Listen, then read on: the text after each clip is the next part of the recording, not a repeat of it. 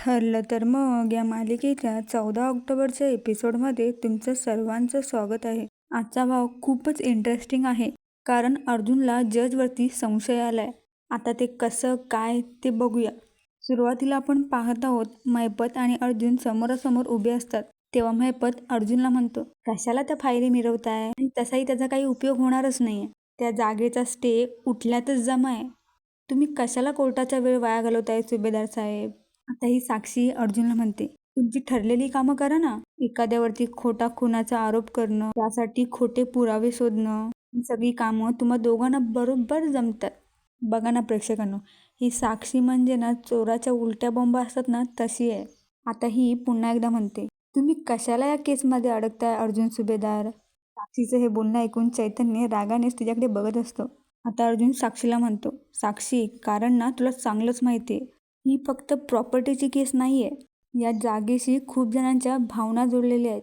आता अर्जुन साक्षी आणि महिपतला म्हणतो, जे काही बोलायचं असेल ना ते माझ्याजवळ बोलायचं, ते सुद्धा आतमध्ये कोर्टात. तिथे फक्त खरी बाजू जिंकते, तुमच्यासारखी खोटारडी माणसं नाही जिंकत. आता साक्षी आणि महिपत कोर्टामध्ये जातात. ते दोघं आतमध्ये गेल्यावर मधुभाऊंना पोलीस तिथे घेऊन येतात. मधुभाऊ तिथे आल्यावर सायली मधुभाऊंची चौकशी करते, पण मधुभाऊ काही न बोलताच अर्जुनला बोलू लागतात, जावई बापू, माझ्या लेकरांचा आश्रम वाचवा हो. त्या आश्रमाची एक एक वीट मी आणि माझ्या बायकोने रचले हो, आणि तिथे आम्ही अनाथ लेकरांना आश्रम दिलाय, आणि तोच आश्रम जर कोसळला ना तर तिचा आत्मा खूप तडफडेल हो. मधुभाऊ खूपच इमोशनल झालेले असतात. आता अर्जुन मधुभाऊंना म्हणतो, तुमच्या घराला मी काहीही होऊन देणार नाही. मधुभाऊ अर्जुनला म्हणतात, अहो, तुमच्याच विश्वासावर मी आत्ताचा श्वास घेतोय. तुम्ही माझ्यावर उपकार करा, माझं घर वाचवा. मधुभाऊ अर्जुनसमोर हात जोडतच म्हणतात, खरंच वाचवा. मधुभाऊ अर्जुनला म्हणतात, तुमच्या रूपातच मला शेवटची इच्छा दिसते. तेव्हा काहीही झालं ना तरी आमचा सर्वांचा वात्सल्य आश्रम पडून देऊ नका. आता अर्जुन एकदम विश्वासाने मधुभाऊंना म्हणतो, तुमचा विश्वास आहे ना माझ्यावर, मी तुमच्या आश्रमाला काही होऊ देणार नाही. आता सर्वजण कोर्टामध्ये येतात. मधुभाऊही आतमध्ये येतात. साईडला बसलेल्या महिपतला बघून मधुभाऊंना खूपच राग येतो, आणि ते महिपतला म्हणतात, तू माझ्या लहान लहान मुलांचं घर हिसकावून घेतलंस, आणि आता ते पाडायला सुद्धा निघालायस. त्या जागेवर ना तुझा पहिल्यापासून डोळा होता, आणि म्हणूनच तू त्या विलासला आमच्या इथे पाठवलंस, आणि एवढं करूनही ती जागा मिळत नाही म्हटल्यावर तुझ्या या पोरीने त्या विलासचा खून केला. आता ही साक्षी म्हणते, काय बोलताय तुम्ही, मी कोणाचाही खून केलेला नाहीये. ओ पाटील, तुमच्या वयाचा मान ठेवतोय मी, उगाच तोंडाला येईल ते बडबडू नका. आता अर्जुन मधुभाऊंच्या जवळ येतो आणि त्यांना म्हणतो, मधुभाऊ, जरा शांत व्हा. आता सर्वजण आपापल्या जागेवर बसतात. तेवढ्यात जजही तिथे आलेले असतात. आता हा जज महिपतकडे बघून स्माईल देतच त्याला इशाऱ्यातच बोलत असतो, टेन्शन घेऊ नका, मी आहे ना. महिपत पण एकदम निवांत बसलेला असतो, कारण त्याला माहिती, काही झालं तरी निकाल आपल्याच बाजूने लागणार आहे. आता कोर्टाची कारवाई चालू होते.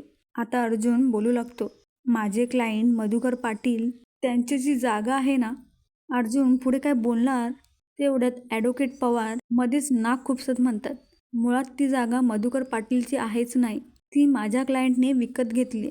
आता अर्जुन ॲडव्होकेट पवारला म्हणतो, माझं बोलणं अजून झालेलं नाहीये. आता अर्जुन आपलं वाक्य कंटिन्यू करत म्हणतो, त्या आश्रमामध्ये खून झालाय, आणि त्याच खुनाच्या खोट्या आरोपामध्ये माझे क्लायंट मधुकर पाटील यांना अटक केली आहे. आता ॲडव्होकेट पवार पुन्हा एकदा उभा राहतो आणि म्हणतो, हा खून खरा आहे की खोटा हे कोर्ट ठरवेल, तुम्ही नाही. आता अर्जुनला खूप राग येतो. तो ॲडव्होकेट पवारना म्हणतो, तुम्ही मला बोलून द्याल का. आता अर्जुन म्हणतो, खुनाची केस अजून सुरू आहे, म्हणजे त्या जागेवरती अजूनही एव्हिडन्स असू शकतात, आणि जर ती जागा पाडली गेली तर पुरावे नष्ट होतील. त्यामुळे मी कोर्टाला रिक्वेस्ट करतो की ती जागा पाडण्यात येऊ नये, आणि त्या जागेवर असणारा स्टे तसाच ठेवावा.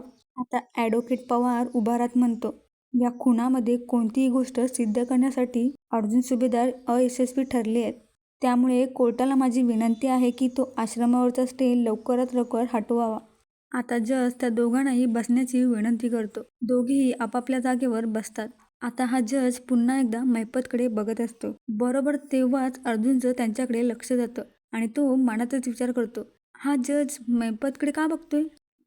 आत्ता लक्षात आलं माझ्या, म्हणजे या महिपतने त्या जजला मॅनेज केलंय. आता हे जज आपला निर्णय सांगतात. ते म्हणतात, ॲडव्होकेट पवार यांनी जो प्रतिवाद केलाय त्यात कोर्टाला तथ्य वाटते. त्यामुळे हे कोर्ट हा डिसिजन देते. वात्सल्य आश्रमाचा स्टे उठवून त्या जमिनीचा अधिकार मैपत शिकरे यांच्या ताब्यात देत आहे. हे ऐकल्यावर सगळ्यांना खूप मोठा धक्का बसतो. जज पुन्हा एकदा म्हणतात, आणि आम्ही तो आश्रम जमीनदोस्त करण्याची परवानगी देत आहोत. हे ऐकून मधुभाऊंना चक्कर येते. ते पाहून सायली लगेचच त्यांच्या जवळ जाते. सायली मधुभाऊंना पाणी प्यायला देते. सायली रडतच म्हणते, मधुभाऊ, अहो नका ना असा त्रास करून घेऊ, सावरा ना तुम्ही स्वतःला. मधुभाऊ सायलीला म्हणतात, हा आश्रम पडण्याआधी माझे डोळे मिटून जावे. आता मात्र मधुभाऊंचं हे बोलणं सायलीला असह्य होतं. आणि आता सायली त्या जजना म्हणते, ज्या माणसाने आत्तापर्यंत त्या आश्रमावरती एवढं प्रेम केलंय, त्या माणसाला का शिक्षा देताय तुम्ही? तुम्हाला जर शिक्षा द्यायचीच असेल ना तर त्या मैपत शिकरेला द्या. आता सायली जजसमोर हात जोडतच म्हणते, असं नका करू, आमचा आश्रम पाडू नका. या मैपत शिकरेचा आणि साक्षी शिकरेचा हेतू खूप वाईट आहे. मी ना हात जोडते तुमच्यासमोर, पाया पडते तुमच्या, नका हो आमचं घर पाडू. विनंती करते मी तुम्हाला, आम्हाला न्याय मिळवून द्या. आता चैतन्य अर्जुनच्या जवळ येतो आणि तो अर्जुनला म्हणतो, वहिनीला जरा शांत कर. आता हे जज अर्जुनला म्हणतात, हे बघा, ह्यांना शांत बसायला सांगा, कोर्ट ही बेशिस्त सहन करून घेणार नाही. आता अर्जुन सायलीला कसं बसं शांत करतो. जाता जाता पुन्हा एकदा सायली हात जोडत म्हणते, जज साहेब, मी तुम्हाला विनंती करते, माझ्या मधुभावाकडे बघा. या जगात न्याय आहे, त्यांना न्याय द्या, प्लीज प्लीज. सायलीचे इमोशन्स पूर्णपणे अनावर झाले आहेत. आता अर्जुन सायलीच्या डोळ्यात डोळे घालून म्हणतो, माझ्याकडे बघ, तुला माझ्यावरती विश्वास आहे ना? सायली म्हणते, हो, माझा तुमच्यावरती पूर्ण विश्वास आहे. तुम्ही आमचं घर नक्की वाचवाल. त्या जागेवर दुसरं मी काहीही बघू शकणार नाही. वाचवाल ना तुम्ही आमचं घर? अर्जुन म्हणतो, हो, तुम्ही काहीही काळजी करू नका, माझ्यावर फक्त विश्वास ठेवा. जज पुन्हा एकदा बोलू लागतात. ही सगळी बाजू पाहता कोर्ट असा डिसिजन देते की तेव्हा अर्जुन त्यांना थांबवतच म्हणतं, मला काहीतरी सांगायचंय. आता अर्जुन जजला म्हणतो, ज्या आश्रमाची तुम्ही जमीनदोस्त करण्याची परमिशन देत आहात तिथे एक खून झाला आहे आणि ज्या जागेवरती असा गुन्हा झालेला आहे ती जागा उद्ध्वस्त करण्याची परवानगी तुम्ही देऊच कशी शकता?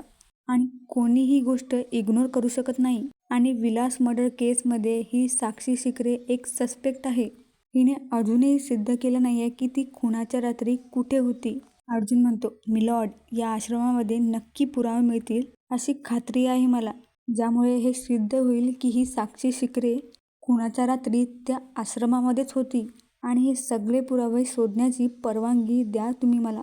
तेव्हा जज अर्जुनला म्हणतात, याआधी पोलिसांनी सगळे पुरावे शोधून बघितले पण त्यांना तिथे काहीही मिळालं नाहीये आणि तुम्ही असे किती दिवस तिथे पुरावे शोधणार आहात? आता अर्जुन म्हणतो, ठीक आहे, मला फक्त 1 दिवस द्या तुम्ही पुरावे शोधण्यासाठी. आता हे जज आश्चर्यानेच म्हणतात, काय 1 दिवस? अर्जुन म्हणतो, हो मिलॉर्ड, आणि माझ्यासोबत त्या आश्रमाबद्दल पूर्ण माहिती असलेली व्यक्ती असेल आणि ती म्हणजे मिसेस सायली सुभेदार. आणि जर त्यांच्या मदतीने मला आश्रमामध्ये कोणताही पुरावा नाही सापडला तर तुम्ही हवा तो निर्णय देऊ शकता आणि मग तुमच्या निर्णयाच्या आड मी येणार नाही. तुमचा निर्णय जो काही असेल तो मी मान्य करेन, पण तो 1 दिवस तुम्हाला मला द्यावाच लागेल आणि त्यामुळे तुम्हाला कायद्याने मला परवानगी द्यावीच लागेल. आणि प्रेक्षकांनो, अशा प्रकारे हा भाग इथे संपला आहे. शेवटपर्यंत पाहण्यासाठी धन्यवाद.